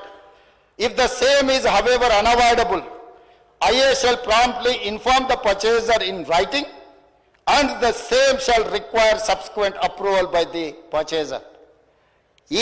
ఇందులో ఇలాంటి మార్పులు చేర్పులు చేయాలన్నా, యజమానులు మారాలన్నా, పనిచేసే స్థలం మారాలన్నా ప్రభుత్వం ముందస్తు అనుమతి తీసుకోవాలని స్పష్టంగా ఈ అగ్రిమెంట్లో ఉంది. 9.20లో ఎలాంటి ప్రభుత్వ అనుమతి లేకుండా ఈ రకంగా ట్యాక్స్ 7 కంట్రీస్లో ఉండే సంస్థల్ని ఇతర దేశాలకు సంబంధించిన కంపెనీల చేతికి మన సమాచారం వెళ్ళింది అధ్యక్ష. అదేవిధంగా అధ్యక్ష 9.20.4 sub క్లాజ్లో all manpower resources deployed by the IA అంటే implementing agency అధ్యక్ష for execution of this contract must strictly adhere to the attendance reporting procedures and make their services available as agreed upon for the entire reporting time period at the per purchasers office location. Purchaser అంటే ఇక్కడ revenue department అధ్యక్ష, సిసిలే. IA అంటే ఈరోజు Falcon investments ఏదైతే ఉన్నదో, లేకపోతే టెరాసిస్ ఉన్నదో, implementing agency అదే అధ్యక్ష. ఇంప్లిమెంటింగ్ ఏజెన్సీ తరఫున గాదె శ్రీధర్ రాజు రిప్రజెంట్ చేస్తాడు. పర్చేజర్ కింద సిసిఎల్ఏ కమిషనరు యాక్ట్ చేస్తాడు అధ్యక్ష. వీళ్ళు ఎవరినైనా ఇందులోకి తేవాలన్నా పర్చేజర్ దగ్గర అనుమతి తీసుకోవాలి ఫస్ట్ పాయింట్. వీళ్ళు ఏ పని చేసినా ఈ సాఫ్ట్వేర్లో కూర్చొని మనం జరుగుతున్న ట్రాన్సాక్షన్స్, మనం జరుగుతున్న రిజిస్ట్రేషన్లు, మనం మెయింటైన్ చేస్తున్న రెవెన్యూ రికార్డ్స్ అన్ని కూడా పర్చేజర్ లొకేషన్లో అంటే ప్రభుత్వ ఆఫీసులో ఉండి పని చేయాలి అధ్యక్ష ఈ అగ్రిమెంట్ ప్రకారం. కానీ అదే కాకుండా అధ్యక్ష 9.20.6 the IA shall provide and deploy in the purchases office location for carrying out the work. ఈ రెండు సెక్షన్ల ప్రకారము వాళ్ళు చేస్తున్న పని ఈ టెరాసిస్ అనే సంస్థ రెవెన్యూ శాఖకు సంబంధించిన సిసిఎల్ఏ ఆఫీస్లో కూర్చొని పనిచేయాలి అధ్యక్ష. కానీ ఈరోజు అధ్యక్ష అధికారుల నుంచి నాకు అందుతున్న సమాచారం తెలంగాణ రాష్ట్రంలో ప్రభుత్వ కార్యాలయంలో లేదు, బయట ఉన్నది. పక్క రాష్ట్రం నిర్వహించారు, ఢిల్లీని గుర్గావ్ నుంచి నిర్వహించారు, ఈశాన్య రాష్ట్రాల నుంచి నిర్వహించారు. ఇన్ని ప్రాంతాల నుంచి ఈ రోజు భద్రంగా ఉండాల్సిన నా యొక్క సంపూర్ణమైన సమాచారము నాకు ఈ తెలంగాణ ప్రభుత్వం మీద ఉన్న నమ్మకంతో నా భూములకు సంబంధించిన పూర్తి వివరాలను ప్రభుత్వం దగ్గర పెడితే ఆ ప్రభుత్వము ఆనాటి ముఖ్యమంత్రి సంపూర్ణ సమాచారాన్ని ప్రైవేటు కంపెనీలకు, ప్రైవేటు వ్యక్తులకు, ఈ రాష్ట్రంలో కానోళ్లను, ఈ దేశంలో కానోళ్లను, ఈ దేశంలో లేని కంపెనీలకు, ఈ దేశ పౌరులు కానోళ్లకు అప్పచెప్పి ఈ రోజు ఈ రాష్ట్ర ప్రజల యొక్క నమ్మకాన్ని, విశ్వాసాన్ని కూనీ చేయడమే కాకుండా ఆర్థిక నేరాలకు పాల్పడ్డాడు అధ్యక్ష. దానికోసం ఎంత కఠినంగా వీళ్ళ పట్ల ప్రభుత్వాలు వ్యవహరించాల్సిన అవసరం ఉన్నది అధ్యక్ష. ఇంత విలువైన సమాచారం, ఇంత వివరాలను తీసుకెళ్లి ఇతర దేశాలకు సమాచారాన్ని చేరవేస్తూ ఇవాళ మనం దీన్ని ఎట్లయినా సవరించుకొని దీన్ని ఎట్లయినా బాగు చేసుకోవాలని మా సమాచారాన్ని బయట ఎవరికైనా ఇస్తే కేంద్ర ప్రభుత్వం సవరించిన యాక్ట్ ప్రకారం, డేటా ప్రొటెక్షన్ యాక్ట్ ప్రకారం అధ్యక్ష 2023 దేశ పౌరుల వ్యక్తిగత ఇతర సమాచారం ఏదైనా ఆ వ్యక్తి యొక్క అనుమతి లేకుండా సేకరించడం నేరం, చట్ట విరుద్ధం. అలా సేకరించిన డేటాను చట్టబద్ధంగా ఆ చట్టంలో చెప్పిన వ్యక్తి ప్రకారమే వినియోగించాలి. ప్రభుత్వానికి ప్రజల మధ్య ఉండాల్సిన విశ్వసనీయత లేకుండా నిబంధనలను ఉల్లంఘించారు. Violation of fiduciary relationship between government and citizen. కేంద్ర ప్రభుత్వము వ్యక్తుల సమాచారాన్ని గోప్యంగా ఉంచాలి. వ్యక్తుల సమాచారాన్ని ప్రభుత్వం ఏదైనా పథకం కోసం కానీ ఏదైనా అంశంలో సేకరించినప్పుడు ఆ వ్యక్తి అనుమతి లేకుండా, ఆ వ్యక్తికి తెలవకుండా ఎవరికి ఇవ్వకూడదని మన చట్టాలు చెప్తున్నాయి అధ్యక్ష. మరి ఈరోజు లక్షలాది మంది, కోట్లాది మంది చేసుకున్న రిజిస్ట్రేషన్లు, డాక్యుమెంట్లు, ఆధార్ కార్డు, బ్యాంకు ఖాతాలు, టెలిఫోన్ నెంబర్లు టోటల్గా చంద్రశేఖరరావు గారు, అదేవిధంగా కల్వకుంట్ల తారక రామారావు గారు, వారి అనుంగు సహచరులైన గాదె శ్రీధర్ రాజు చేతి ద్వారా రాహుల్ గోస్వామి నుంచి మొదలు పెడితే ఈ రకరకాల వ్యక్తుల చేతులకు ఇతర దేశాలకి సమాచారాన్ని అంతా పంపించారు అధ్యక్ష. ఎందుకు ఈరోజు సంవత్సరం మొత్తం సాంకేతిక నిపుణులతో, రాజకీయ పార్టీలతో, రైతు కూలీ సంఘాలతో, ప్రతి ఒక్కరితో ఎందుకు చర్చించినాం అధ్యక్ష? ఇంత తీవ్రమైన నేరం జరగడానికి అవకాశం కలిగించిన ధరణి, చంద్రశేఖరరావు, తారక రామారావు గారి విషయంలో ప్రభుత్వం స్పష్టమైన విధానంతో ముందుకు వెళ్ళాలని మా రెవెన్యూ శాఖ మంత్రి గారు కొన్ని వందల మీటింగులు పెట్టింది అధ్యక్ష. ఇది ఆషామాషిగా ఈ చట్టం ఈరోజు సభ ముందుకు రాలేదు అధ్యక్ష. ఈ చట్టం ఈరోజు ఈ సభ ముందుకు వచ్చిందంటే ఎన్నో నిద్రలేని రాత్రులు, కొన్ని వందల గంటలు ఈ అధికారులు, వీళ్ళు, మేమందరం, నా పాత్ర పరిమితమే. వాళ్ళు చేస్తున్న పనిని ప్రోత్సహించడం ముఖ్యమంత్రిగా నేను చేసిన పని. కానీ ఇక్కడ కూర్చున్న అధికారులు కానీ, కమిటీ కానీ, రిటైర్డ్ ఆఫీసర్స్ కానీ, రిలేటెడ్ కన్సర్న్ మినిస్టర్ కానీ వాళ్ళు కొన్ని వందల గంటలు, రోజుల కొద్దీ దీని మీద చర్చించి, దీన్ని క్షుణ్ణంగా పరిశీలించి ఈ భూభారతి 2024 చట్టాన్ని సభలోకి తీసుకొచ్చినాం అధ్యక్ష. ఈ సభలోకి తెచ్చి దీని పట్ల ఒక మంచి చర్చ జరగడం ద్వారా సంపూర్ణమైన విశ్వాసాన్ని ఇవ్వాలి. మేము వచ్చిన తర్వాత వాళ్ళ కాంట్రాక్టు పూర్తి చేసి ఎన్ఐసికి బదిలీ చేసినాం అధ్యక్ష. నిన్నమననే వాళ్ళకి టెండర్ అగ్రిమెంట్ ఉండి బదిలీ చేయని పరిస్థితుల్లో నాకు తెలిసి ఒక నెల అయినట్టు కేంద్ర ప్రభుత్వానికి సంబంధించిన సంస్థకు ఈ సమాచారాన్ని బదిలీ చేసి ఇవాళ ఆ సంస్థ టెరాసిస్ అనే సంస్థ గాదే శ్రీధర్ రాజు ఎన్ఐసికి సహకరిస్తలేడు. ఎందుకంటే ఈ డేటా మొత్తం ట్రాన్స్ఫర్ చేయాలి. ప్రభుత్వ రంగ సంస్థ దాన్ని నిర్వహించాలి అని అంటే తన దగ్గర ఉన్న సమాచారాన్ని మొత్తం ఈ కేంద్ర ప్రభుత్వానికి బదిలీ చేస్తే తప్ప, కేంద్ర ప్రభుత్వ రంగ సంస్థకు బదిలీ చేస్తే తప్ప ఈ రోజు అది నిర్వహించలేని పరిస్థితి.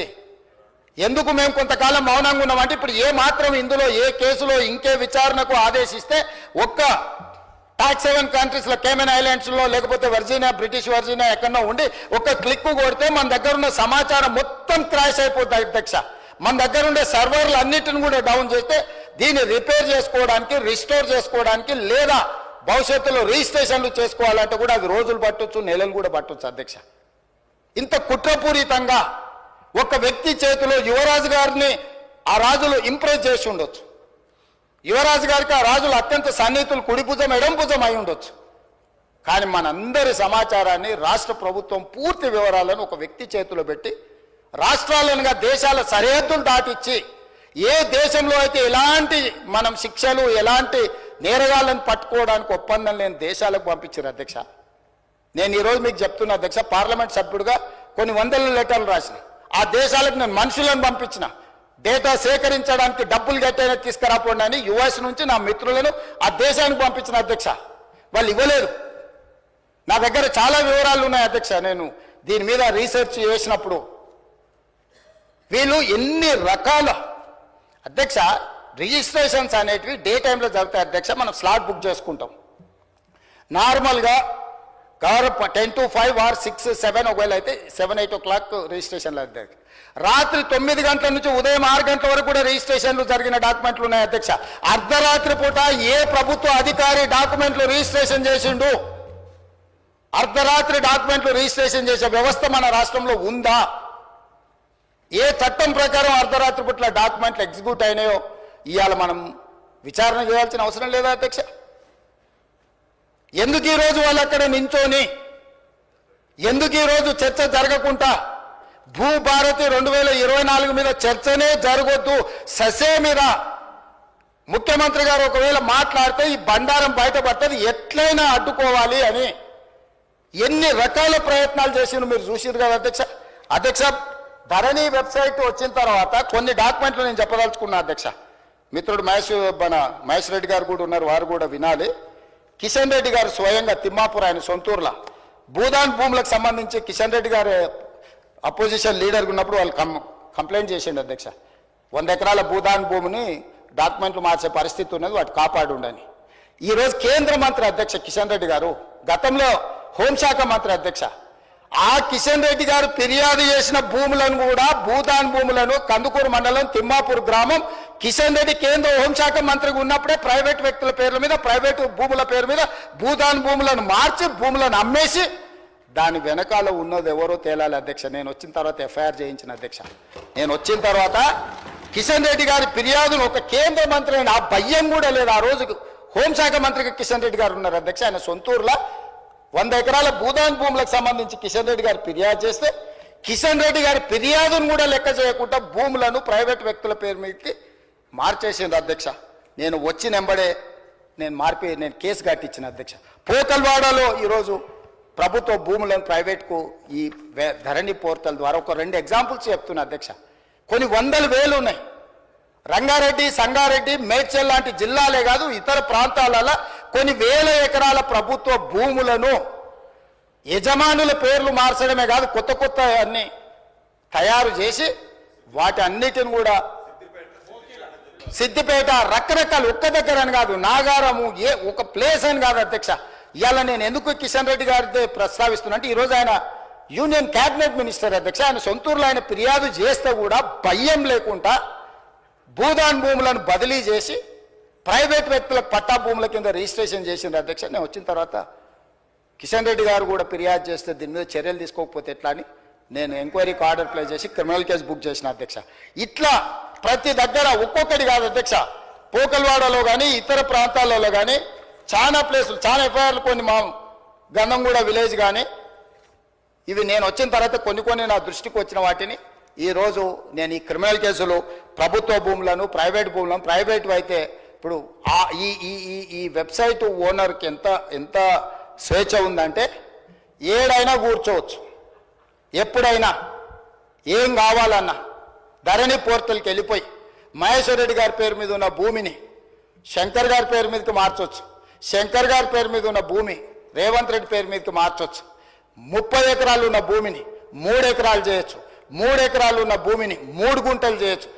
ఏం కావాలన్నా స్వైర విహారం చేసే అధికారం వాళ్ళకి ఇచ్చి, ఆ ప్రైవేట్ ఏజెన్సీలకు ఇచ్చి, ఇవాళ పూర్తిగా రాష్ట్రంలో ఉండే భూమి అంటేనే భయపడేటట్టు, భూమి అంటేనే మాకు ఉంటుందో ఉండదో అనే అభద్రతా భావనలకు నెట్టేసే ధరణి చట్టాన్ని తీసుకొచ్చి ఈరోజు మొత్తం లోపభూయిష్టంగా వీటిని తయారు చేస్తే, గత సంవత్సరం నుంచి చాలాసార్లు చాలామంది మమ్మల్ని అన్నారు, ఇంకెప్పుడు తెస్తారా మీరు, ఇంకెప్పుడు మీరు కొత్త చట్టం తెస్తారా?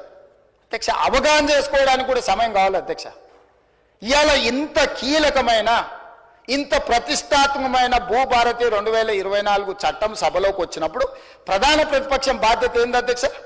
ధరణి నిజంగా అద్భుతమే అయితే భూభారతి లోపభూయిష్టమో రాజకీయ కారణాల చేత వెళ్ళి ప్రభుత్వం ప్రవేశపెడితే మమ్మల్ని అడగాలి, మమ్మల్ని కడగాలి, మమ్మల్ని అన్ని రకాలుగా నిలదీయాలి కదా అధ్యక్ష.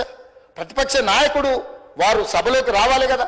ఎందుకంటే మా అందరికంటే వారికి ఉద్యమకారుడికి ఎక్కువ అవగాహన ఉంది. 80,000 పుస్తకాలు చదివినాను వారు పదే చెప్పినప్పుడు ఆ 80,000 పుస్తకాల యొక్క సారాంశాన్ని రంగరించి వారి మెదడును కూడా కరిగించి వారు సృష్టించిన అద్భుతం అమృతం ఆ ధరణి గురించి వారు వచ్చి లేదా వాళ్ళ పార్టీ తరఫున సంపూర్ణంగా మాట్లాడుంటే బాగుండేది కదా అధ్యక్ష.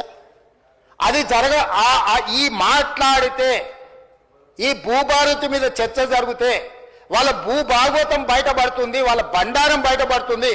మళ్ళీ ఇంకొక కొత్త విచారణలను కేసులను ఎదుర్కొని జైలుకు వెళ్లాల్సి వస్తుంది. కాబట్టి ఎట్టి పరిస్థితుల్లో ఇది చర్చ జరగొద్దని ఒక తొండి పంచాయతీ తీసుకొచ్చి పెట్టారు అధ్యక్ష. అధ్యక్ష, BSc జరిగింది, బిజినెస్ అడ్వైజరీ కమిటీ మీటింగ్ తమరి నాయకత్వంలో జరిగింది. మేము అందరం కూడా వచ్చినాం. గంటల కొద్ది మాట్లాడినాం. ఆ రోజు 9 అంశాలతో కూడుకున్న రిప్రజెంటేషన్ వాళ్ళు తీసుకొచ్చి మీకు ఇచ్చింది అధ్యక్ష. ఈ అంశాల మీద మేము చర్చించాలనుకుంటున్నాం, వీటిని తీసుకెళ్ళండి. 9లో ఈ ఫార్ములా కార్ రేసింగ్ గురించి అడిగినరా అధ్యక్ష? ప్రస్తావన తీసుకొచ్చిరా? పోని వాళ్ళు ఈరోజు ఏమాదం తెస్తారు, FIR 2 రోజుల కింద అయింది కాబట్టి మాకు ముందు తెలియదు అధ్యక్ష. 2023 డిసెంబర్ నుంచి డిసెంబర్ 7 తారీఖు మా ప్రభుత్వం ఏర్పాటు చేసి నేను బాధ్యత తీసుకున్న రోజు 3-4 రోజుల తర్వాత ఆ FEO సంబంధించిన ప్రతినిధి నా దగ్గరకు వచ్చి, గతంలో మేము KTRతో ఈ రకమైన ఒప్పందాలు చేసుకున్నాం, మాకు లావాదేవీలు ఉన్నాయి, మాకు వ్యవహారం ఉంది, దీన్ని కొనసాగించాలని నా దగ్గరకు వచ్చిన అధ్యక్ష. ఇప్పటి దగ్గర అక్కడ ఫోటో ప్రదర్శిస్తారు. అఫీషియల్గా చీఫ్ మినిస్టర్గా నేను అపాయింట్మెంట్ ఇచ్చిన అధ్యక్ష. ఏ సంస్థ అయినా, ఏ వ్యక్తి అయినా ఈ రాష్ట్రంలో పెట్టుబడులు పెట్టుంటే, ఈ రాష్ట్రంలో ఏదైనా అంశం ప్రస్తావించదలుచుకుంటే ఫ్రీగా ప్రజలకు ప్రజా దర్బార్ నిర్వహించిన అధ్యక్ష. ధూల్పేటలో గుడంబ అమ్ముకునేటోడు కావచ్చు, లేదా ఇంకెక్కడైనా ఏదైనా నేరంలో ఇరుక్కున్న ఆరోపణలు ఎదుర్కొంటున్నాడు కావచ్చు, ముఖ్యమంత్రి నా దగ్గర వచ్చి చెప్పుకునే స్వేచ్ఛ ఇచ్చిన అధ్యక్ష. అతను ఎదుర్కొంటున్నది నిజమైన ఆరోపణనేనా, నిజమా కాదా, వాస్తవమా అవాస్తవమా, ఎవరు వచ్చినా చెప్పుకునే స్వేచ్ఛ. నేను నా ఇంటి దగ్గర రోజు వందలాది మంది నేను కలుస్తా అధ్యక్ష. ప్రతిరోజు సెక్రటేరియట్లో మీకు తెలుసు 4 గంటల నుంచి 8 కానీ 9 కానీ ఎన్ని వందల మంది వచ్చినా ప్రతి ఒక్కరిని కలుస్తా, ప్రతి ఒక్కరితో ఫోటో దిగుతా. ఈ FEO సంస్థకు సంబంధించిన ప్రతినిధి ఈ కార్ రేస్లకు సంబంధించి చర్చించాలంటే నేను అపాయింట్మెంట్ ఇవ్వకుంటే ఎందుకుంటా అధ్యక్ష? ఏముంది అధ్యక్ష? నేను దిగిన ఫోటో అధ్యక్ష, ఆ ఫోటో నేనే దిగిన, వాళ్ళని పిలిచినా నేను. వాళ్ళు వచ్చి కలుస్తామంటే రమ్మన్నా, వచ్చి కలిచారు. కలిసిన తర్వాత ఈ విషయం ప్రస్తావించారు. ఈ విషయం ప్రస్తావిస్తే నేను అడిగిన మాకేం సంబంధమయ్యా, మాకేం సంబంధం, దీంట్లో ప్రభుత్వం ఎందుకు డబ్బులు ఇస్తుందని. లేదు సార్, KTR మేము చీకట్లో మాట్లాడుకున్నాం, అదంతా సెట్ అయిపోయింది సార్, జర్ర మీరు అంటే ఇక వేసేసుకొని వెళ్ళిపోతాం సార్, ఒక 600 కోట్లు జర అని రా సార్ అని వచ్చారు. అనే ముందర ఫస్ట్ అయితే అధికారులను అడుగుదామని చెప్పి ఆయన చెప్పిన తర్వాతనే దీని వెనకాల ఉన్న వ్యవహారం ఏంది అనేది నేను అధికారులను పిలిచి అడిగిన అధ్యక్ష. ఆ ప్రతినిధి వచ్చి నన్ను కలిసి నువ్వు అని అడగకపోతే నా దృష్టికి ఇంత తొందరగా వస్తుండేనో రాకపోతుండో నాకు తెలియదు అధ్యక్ష. నేను ఎందుకు పూర్తి వివరాలు ఇక్కడ చర్చిస్తలేనంటే ఒకటి ఏసీబీ విచారణ చేస్తుంది, కేసు అయింది. 2 హైకోర్టులో కేటీఆర్ గారు వెళ్ళారు. ఈ 2 శాఖలు నా దగ్గరనే ఉన్నాయి. ఒక శాఖ ఎంఏయుడి హెచ్ఎండిఏ నా దగ్గరనే ఉంది, పోలీస్ శాఖ నా దగ్గరనే ఉంది, విచారణ చేసే శాఖ కూడా నా దగ్గరనే ఉంది. నేను ముఖ్యమంత్రికి సభలో దీంట్లో ఎక్కువ తక్కువ వివరాలు మాట్లాడితే విచారణ అధికారులు దీనికి ప్రభావితానికి లోనయ్యి నా మీద కక్షాపూరితంగా వ్యవహరిస్తుందని తారక రామారావు గారు ఈ అంశాన్ని కోర్టుల అడ్వాంటేజ్ వాడుకుంటాడు అని చెప్పి నేను ఎక్కువ వివరాలు మాట్లాడతలేను అధ్యక్ష. నేను స్పష్టంగా చెప్పదలుచుకున్నా అధ్యక్ష. 2023 డిసెంబర్, నాకు తారీఖు సరిగ్గా గుర్తులేదు, నేను ఆ డేట్లన్నీ తీసిస్తాను.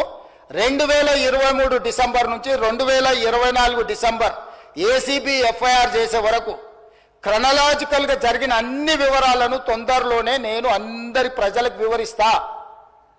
ఆ సంస్థకు సంబంధించిన ప్రతినిధి నన్ను కలిసి నాకు వాళ్ళు జరిగిన లోపాయకారి ఒప్పందాల గురించి చెప్పి దీన్ని నువ్వు సహకరించాలని అడిగినప్పుడు శాఖ నుంచి సమాచారాన్ని తెప్పించుకొని ఇది తెలంగాణ రాష్ట్ర ప్రజలకు సంబంధించిన సొమ్ము, హైదరాబాద్ నగర అభివృద్ధి కోసం మాత్రమే వాడాలి, కొద్దిమంది తోసుకుంటే కుదరదు అని చెప్పి దాన్ని వివిధ సందర్భాలలో అధికారుల నుంచి సమాచారాన్ని సేకరించి అధికారులకు పై అధికారులు నోటీసులు ఇచ్చి వాళ్ళు ఇచ్చిన రిప్లైల ఆధారంగా దాన్ని విచారణ చేపట్టాలి అని చెప్పి ఈరోజు ఫిర్యాదు చేసినాం అధ్యక్ష.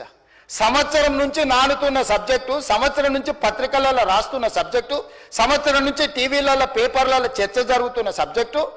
4 సమావేశాలు జరిగిన అధ్యక్ష మన ప్రభుత్వం వచ్చినాక తమరి నేతృత్వంలోని తమరు స్పీకర్ అయిన తర్వాత ఈ శాసనసభ సమావేశం ఒక్కసారి కాదు 4 సార్లు జరిగింది అధ్యక్ష. ఇది 4వ సమావేశం. 4 సమావేశాలలో ఏ రోజైనా ఫార్ములా ఈ రేస్ గురించి బీఆర్ఎస్ ఎప్పుడైనా మాట్లాడిందా అధ్యక్ష? ప్రపంచంలో ఉండే చంద్రమండలంలో ఉండే ధూళి దుమ్ము గురించి అనకాపల్లి నుంచి అమలాపురం నుంచి అమెరికా వరకు కేటీఆర్ గారు అన్ని విషయాలు మాట్లాడిండు. ట్విట్టర్ పిట్ట రోజు విషయాలను ప్రస్తావించిన ఏ రోజు అన్నా ఈ ట్విట్టర్ పిట్ట ఈ ఫార్ములా ఈ రేస్ గురించి ఎప్పుడైనా మాట్లాడిండు అధ్యక్ష? ఇవాళ నిన్న సాయంత్రం నుంచి ఎట్టి పరిస్థితుల్లో చర్చ జరగాల్సిందే, ఈ సభను నడవనీయం. ఏంటి అధ్యక్ష దురహంకారం? 2023 డిసెంబర్లో ఓడిచ్చి అధికారంలోకి వెళ్ళి దించారు. ఇంకా వాళ్ళ అహంభావం తగ్గలేదని 2024 పార్లమెంట్ ఎన్నికల్లో డిపాజిట్లు పుంజుకున్నారు అధ్యక్ష. అయినా ఇంకా వీళ్ళు అధికారం పోయినా మారలేదు, డిపాజిట్లు పోయినా మారలేదు. ఈరోజు మెదడు కూడా పోయినట్టుంది అధ్యక్ష వాళ్ళు చేస్తున్న అల్లరి చిల్లర పనులు చూస్తుంటే. అధ్యక్ష, మనం బాధ్యత కలిగిన ప్రజాప్రతినిధులం. ఇంత కీలకమైన సమస్య చర్చ జరుగుతున్నప్పుడు ఈ చర్చను కొనసాగించి చర్చ పూర్తయిన తర్వాత తీసుకోమని అడగనున్నారు అధ్యక్ష. తమరు అనుమతిస్తే ఏదైనా. ఇవాళ నేను ఎందుకు వివరాలు ఇక్కడ మొత్తం చెప్పలేకపోతున్నానంటే, ఒక పక్కన ఏసీబీ విచారణ చేస్తుంది, రెండవ పక్కన కోర్టులో అతను వాదనలు వినిపిస్తున్నాడు. నేను ఏ సమాచారం అవసరానికి మించి వాస్తవాలను ఏది మాట్లాడినా ముఖ్యమంత్రిగా ఈ శాఖ 2 శాఖలు నా పరిధిలోనే ఉన్నాయి కాబట్టి నేను ఏదైనా ఆ శాఖల మీద ప్రభావితం, ఆ శాఖలను ఏదైనా ప్రభావితం చేస్తా అని చెప్పి ఏదన్నా అనుకునే అవకాశం ఉంటుంది కాబట్టి నేను ఆ వివరాల జోలికి వెళ్తలేను. మీ ద్వారా ఇన్ని వివరాలు చెప్పిన నేను ఒకటే కోరుకుంటున్నా అధ్యక్ష, ఫార్ములా ఈ రేస్కు సంబంధించి వారు పట్టుబడుతున్నారు. ఒకసారి అధికారులతో ఒకసారి కోర్టులో పరిస్థితులను అంచనా వేసుకున్నాక మీరెప్పుడు పిలిస్తప్పుడు ఇక్కడైనా ఎక్కడైనా ఒకవేళ వాళ్ళకి శాసనసభలో చర్చించడానికి వాళ్ళకు ఒకవేళ ఏమైనా ఇబ్బందులు ఉంటే వాళ్ళ పార్టీ ఆఫీస్కి అయినా కూడా వస్తాం అధ్యక్ష, మాకేం అభ్యంతరం లేదు. 100 కోట్లు ప్రభుత్వం సొమ్ము కొల్లగొట్టి ఇతర దేశాలకు తరలించి మేము పట్టుకున్నాక ఇక్కడ నుంచి అక్కడికి పోయింది తెలిసిందే కదా అంటాడు అధ్యక్ష. మీ ఖాతాలో ఉన్న పైసలు సైబర్ క్రైమ్ వేరే ఖాతాలకు మార్చుకొని వాడు ఎన్నో కొండ మీద కూర్చొని ప్రసాద్ గారి ఖాతాలో ఉన్న సొమ్మంతా నా దగ్గరకు వచ్చి నన్నేందుకు పట్టుకునేది అంటే వాళ్ళ అర్థం ఉందా అధ్యక్ష? హెచ్ఎండిఏ ఖాతాలో ఉండాల్సిన కోట్ల రూపాయలు లండన్లో ఏదో కంపెనీకి మార్చి ఆ లండన్ కంపెనీ వెనకాల నీకేం లాలుచుందో చెప్పకుండా ముందు ట్రైపార్టీ అగ్రిమెంట్ ఉన్నదాన్ని బైపార్టీ అగ్రిమెంట్ చేసి బైపార్టీ అగ్రిమెంట్ల ఎన్నికల నిబంధనలు ఉల్లంఘించి రాష్ట్ర ప్రభుత్వ విధి విధానాలను ఉల్లంఘించి అన్ని రకాలుగా కోట్ల రూపాయలు అధ్యక్ష 55 కోట్లు అంటుండు. అధ్యక్ష వీళ్ళు చేసుకున్నది 600 కోట్లు ఇవ్వనికే 55 కోట్లు ఇవ్వగానే నేను పట్టుకున్నా అధ్యక్ష. 55 కోట్లు ఇవ్వగానే నేను పట్టుకున్నా కాబట్టి 500 కోట్లు మిగిలిపోయినాయి అధ్యక్ష. లేకపోతే నేను జర్ర ఆయన వచ్చింది కదా చెప్పిన కదా అధ్యక్ష, జర్ర అని అయిపోతుందని. నేను జర్ర అంటే 600 పోతుండే అధ్యక్ష. 55 కోట్లు చిన్న అమౌంట్ అధ్యక్ష ప్రజలది. ఇవాళ హాస్పిటల్లో 50,000 లక్ష రూపాయలు హాస్పిటల్ ఖర్చులకు లేకుండా ప్రాణాలు పోతున్నాయి అధ్యక్ష. ప్రభుత్వ సొమ్ముకు జవాబుదారీతనంగా ఉండాల్సిన ప్రజాప్రతినిధులు 55 కోట్లు పోతే ఏమైంది? ఇవాళ ఈ రేసులు అంటాడు, ఫార్ములాల రేసులు అంటాడు, ఎల్లుండి రేసు గుర్రాలతో కూడా ప్రతిష్ట వస్తుందంట, ఆ తర్వాత జువ్వా కూడా ఇది అంటాడు, ఆ తర్వాత గుట్కా కూడా అంటాడు, ఆ తర్వాత డ్రగ్స్ కూడా అంటాడు. ఇవన్నీ కూడా ఏదో రకంగా పాపులారిటీ తెచ్చేటివే కదా అధ్యక్ష. ఫామ్ హౌస్లో డ్రగ్స్ దొరుకుతాయా, మేము పడకపోతే దావత్ చేసుకోవద్దా అంటాడు. ఏంది అధ్యక్ష ఈ దబాయింపు? ఏంది పండుగ పూట దీపావళి పండుగ పూట మనం చేసుకుంటే చిచ్చుబుట్లు కాల్చుకుంటాం అధ్యక్ష, సారాబుట్లు పెట్టుకుంటాం అధ్యక్ష. డైరెక్ట్ డ్రగ్స్ కొకేన్ కన్జ్యూమ్ చేసిన వ్యక్తి ఆ ఇంట్లో పట్టుబడితే బయటకు వచ్చి దబాయిస్తాడు. అవును మా బామార్ది గృహప్రవేశం చేసుకుంటే కనీసం కొకేన్ అన్న తీసుకోమా మేము? ఏ సంస్కృతిలో ఏ సాంప్రదాయంలో ఉందా అధ్యక్ష? మీరు చూడండి వారు ఏం మాట్లాడుతున్నారో. సరే వీళ్ళు ఇట్లా మాట్లాడి ఇప్పుడు నిన్నటి కింద మీరే చూసారు కదా అధ్యక్ష, పెద్దల శ్రీనివాసరెడ్డి గారు కూడా చెప్పారు ఔటర్ రింగ్ రోడ్ విషయంలో నువ్వు క్యాన్సిల్ చేసేయి. ఈయననే కాదు వెనకాల నుంచి మైక్లో లేడు, ఆయన కూడా అన్నాడు క్యాన్సిల్ చేయాలంటే ఎట్లా చేయాలి అధ్యక్ష? విచారణ చేయకుంటే unilateral cancellation, one side cancellation జరుగుద్దా అధ్యక్ష? ఏదైనా ఒక ఒప్పందము నగదు బదిలీ అయిన తర్వాత ఆ నగదు బదిలీ చేసి ప్రభుత్వం చేసుకున్న ఒప్పందము ఏదైనా రద్దు చేయాలంటే విచారణ జరగాలి, విచారణలో తప్పు జరిగిందని నిరూపించాలి. తప్పు జరిగిందని నిరూపించిన తర్వాతనే చట్ట ప్రకారము రద్దు చేయడానికి అవకాశం ఉంటుంది. అడిగింది వాళ్ళే, డిమాండ్ చేసింది వాళ్ళే. నేను లేచి నించొని ప్రకటించిన తర్వాత మళ్ళీ హరీష్ రావు గారు అభినందించుండు, మేము స్వాగతిస్తున్నాం మీ విచారణని. ఇవ్వాలంటే నా మీద కక్షతోని విచారణకు ఆదేశించిండని.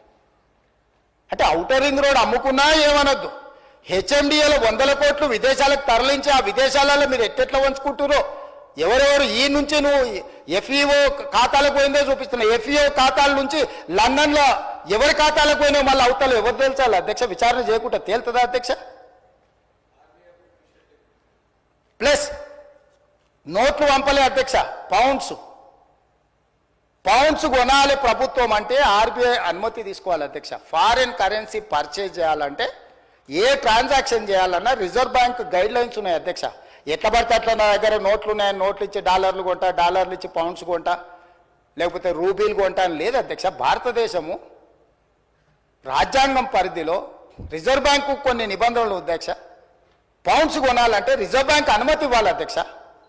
హెచ్ఎండిఏ ఖాతాలో ఉండాల్సిన పైసల్ని సీదా బ్యాంకు పోయి పౌండ్స్ కింద మార్చి పక్క దేశాలకు పంపించినందుకు ఇన్కమ్ ట్యాక్స్ నీ మీద ఫైన్ వేస్తే దానికి ఒక 8.5 కోట్లు కట్టి ఇవాళ మొత్తము 600 కోట్లకు మీరు లూటీ చేయాలని పథకం వేసుకొని 55 కోట్లు కొట్టేసినాక పట్టుబడి దాని మీద ఈరోజు విచారణకు సంవత్సరం నుంచి చర్చ జరుగుతుంటే దాని మీద విచారణ ఈరోజు ఏదో కొత్తగా వచ్చినట్టు ధరణి మీద చర్చ వద్దు, దాని మీద చర్చ చేయండి అంటున్నారు అధ్యక్ష. ఏం అధ్యక్ష, రేపు ఎల్లుండి అవతలెల్లుండి ఎట్లా కోర్టులో విచారణ జరుగుతుంది, ఏసీబీలో విచారణ జరుగుతుంది, మళ్ళీ హౌస్ వస్తూనే ఉంది.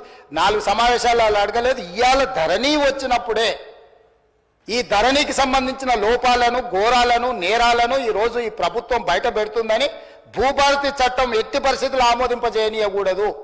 భూభారతి చట్టం ఆమోదించి ఫోరెన్సిక్ ఆడిట్ ఏదైతే మా ఉప ముఖ్యమంత్రి గారు, మా రెవెన్యూ శాఖ మంత్రి గారు డెఫినెట్గా ఈ మొత్తం ట్రాన్సాక్షన్స్ మీద ఫోరెన్సిక్ ఆడిట్ చేపట్టి ప్రభుత్వ భూములు అన్యాక్రాంతం ఎట్లయిపోయినాయి, ప్రైవేట్లో జరిగిన గోల్మాల్ ఏంటో నిగ్గు తెలుస్తామనే ఒక నిర్ణయానికి వచ్చి ఆ విషయాన్ని పసిగట్టి ఈరోజు సభ నడవకుండా సభలో ఆ చెత్త అంతా ఇది పరిస్థితి అధ్యక్ష. నేను ఎప్పుడైనా చర్చలకు వెనుకకు పోతాను అధ్యక్ష. మీకు నేను చాలా సంవత్సరాల నుంచి తమరు నన్ను చూస్తూనే ఉన్నారు కదా, రాజకీయాలకు లేనప్పటి నుంచి కూడా చర్చలు ఏమైనా వెనుకకు పోయేటోనా అధ్యక్ష? మీకు తెలియదా?